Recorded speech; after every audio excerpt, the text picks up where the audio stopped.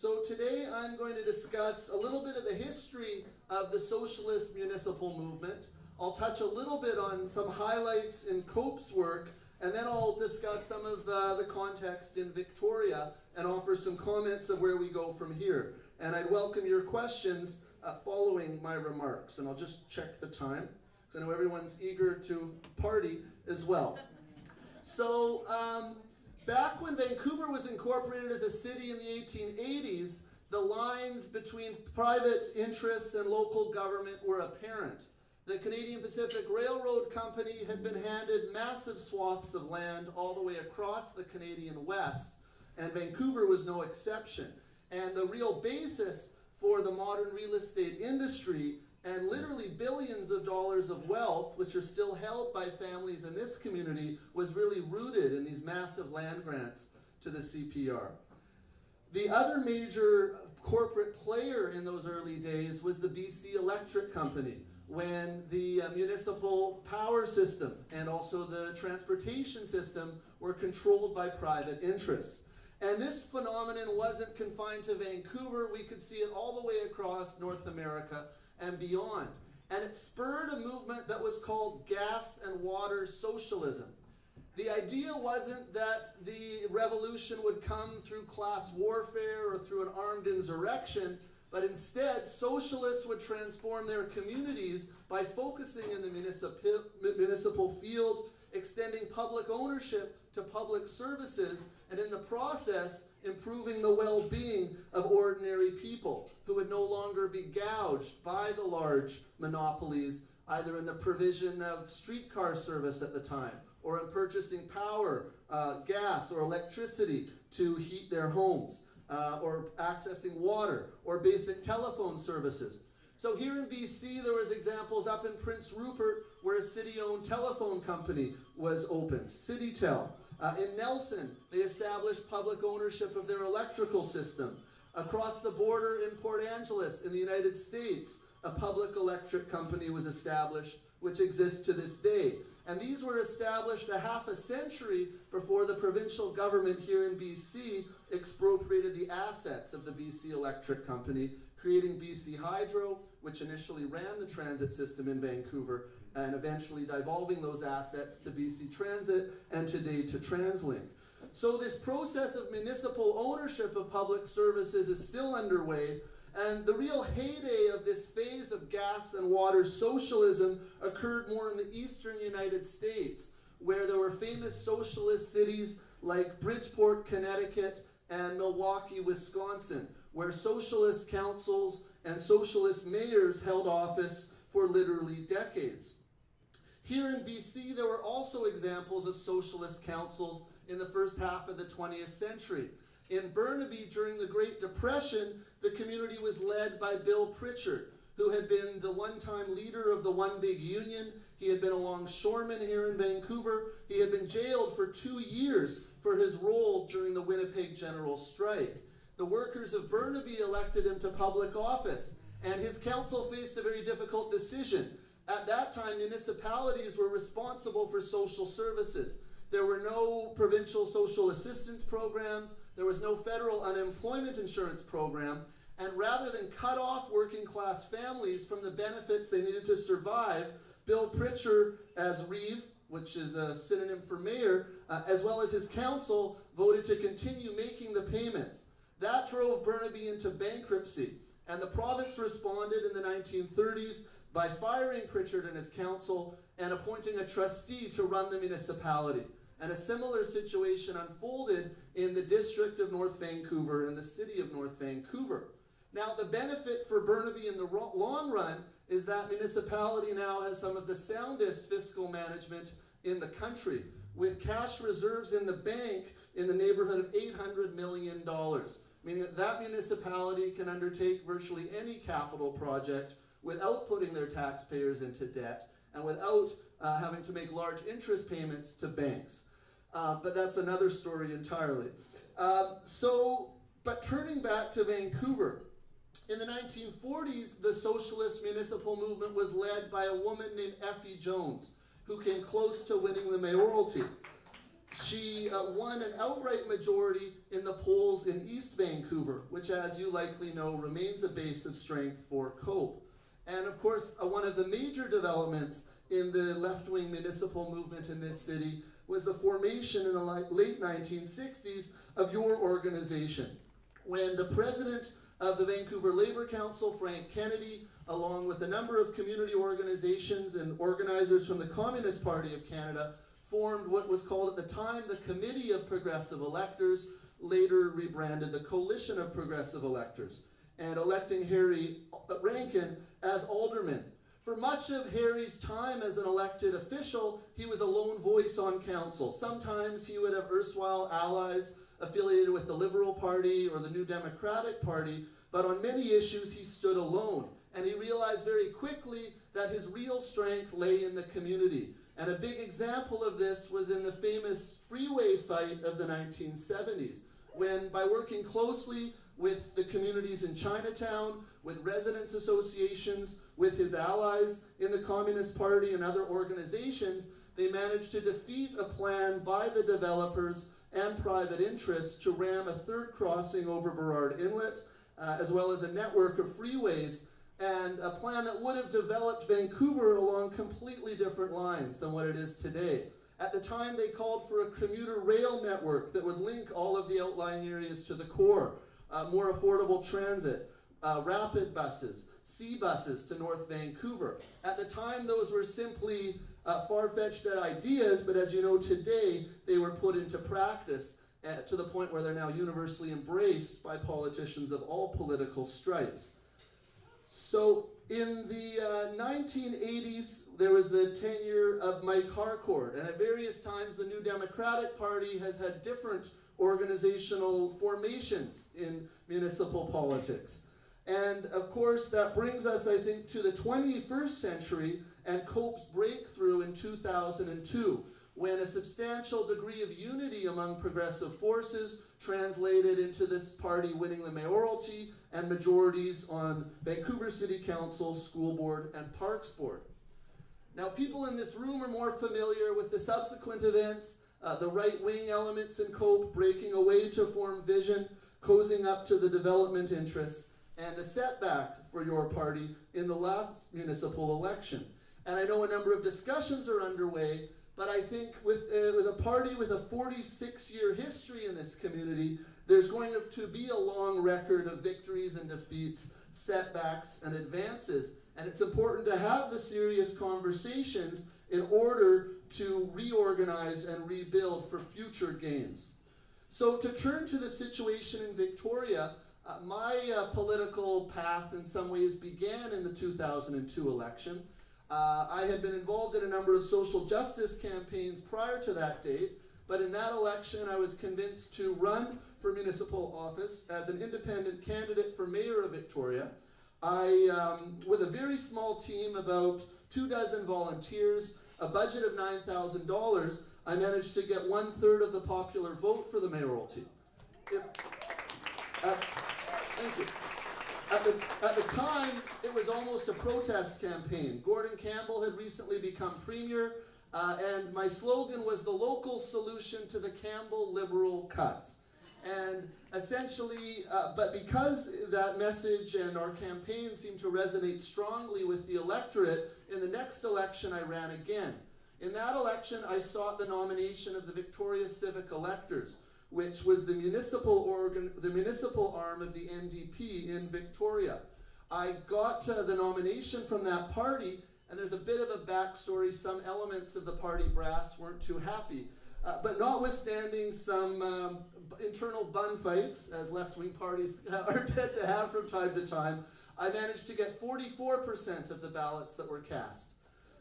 The incumbent, who was aligned with the Chamber of Commerce and the business community and the development community, won re-election with 51%.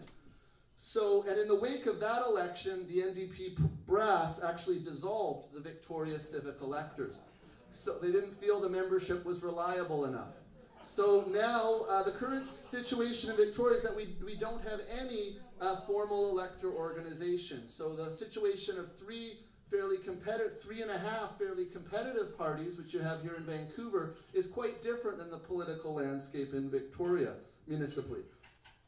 In the last election, I sat out one election to focus on some professional work and family obligations, but in the last election I decided I didn't want to be a perennial loser, and so I focused on getting a seat on council.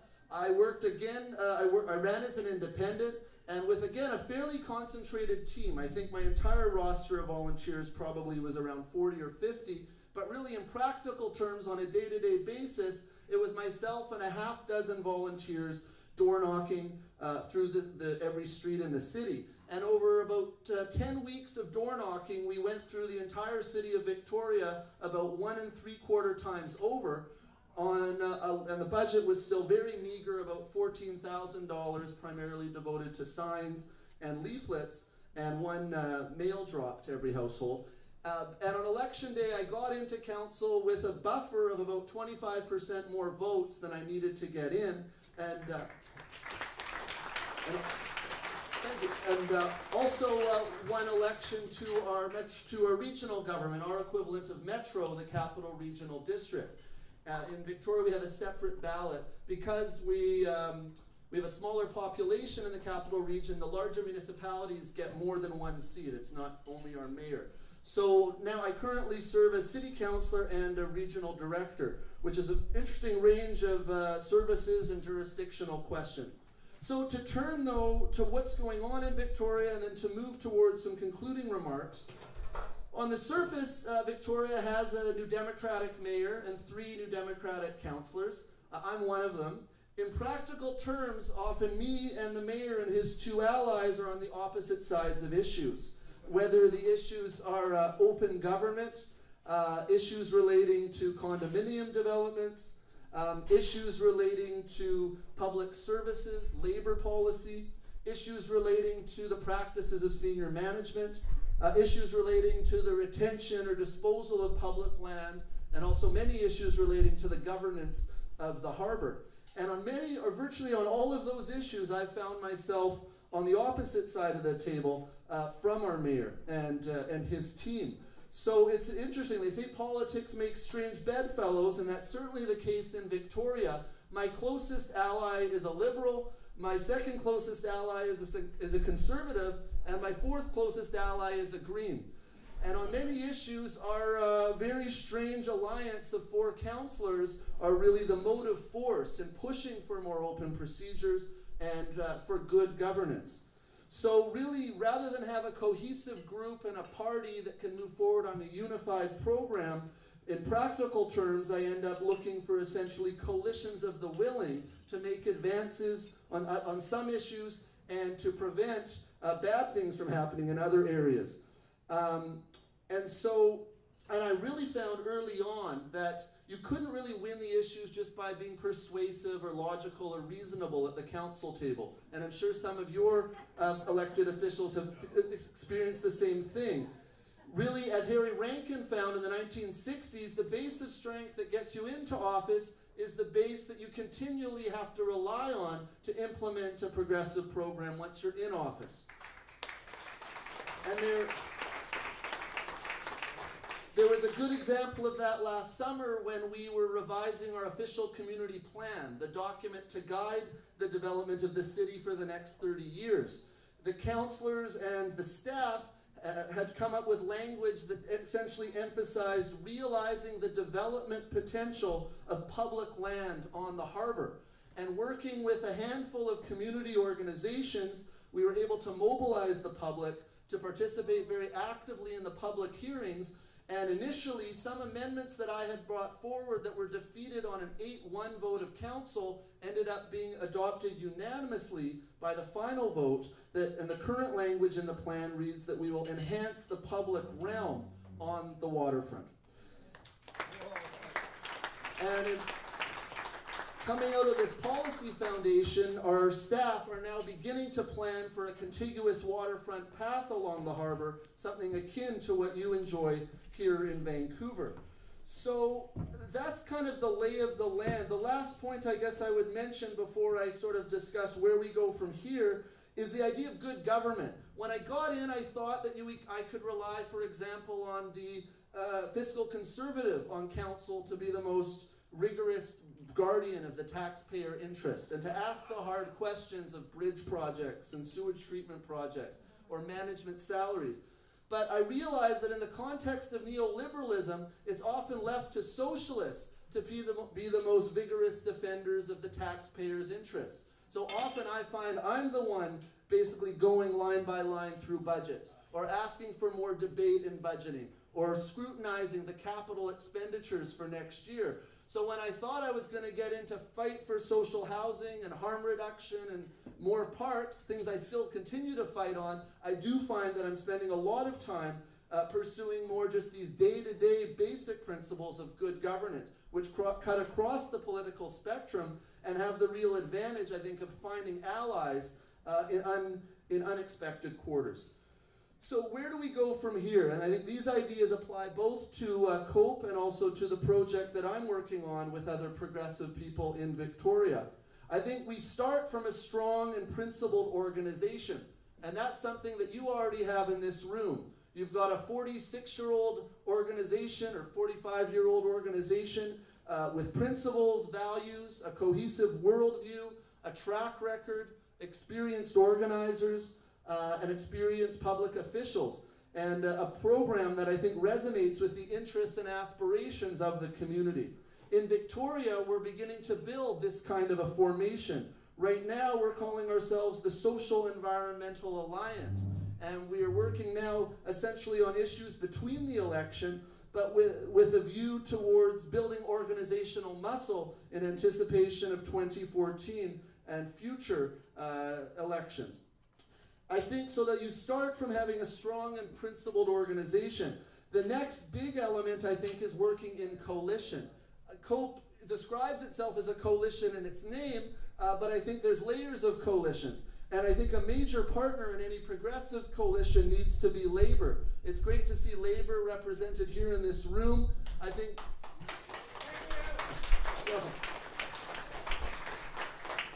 I think the organizations of municipal workers can be major partners. Of course, councillors have to make decisions based on the best interests of all the residents of a community, but often those residents include many union members. And I think so you don't necessarily want to be joined at the hip, that as an elected official I make every decision on its own merits, but I frequently find that the conclusions I arrive at are conclusions that advance the interests of our workforce. And so I think CUPE and other unions can be major partners in any municipal coalition. The community associations are also essential partners. They can be sometimes very quirky groups. We have very idiosyncratic community associations in Victoria, but they're really a skeletal structure that reaches deep into every neighborhood. And when they operate best, they really are, it's a structure to bring local government right to every resident. And so I think we can form alliances with the leadership of the various community associations. We can nurture the formation and improvement of associations in other areas, and we can also develop our policies out of the interests of those neighborhoods. So even picking extremely local and neighborhood level issues, whether it's fighting for a new crosswalk or enhancements to an existing crosswalk to improve safety around an elementary school, or whether it's improving a playground or a park or a greenway, examining new dog parks, even though I know that issue is explosive, but an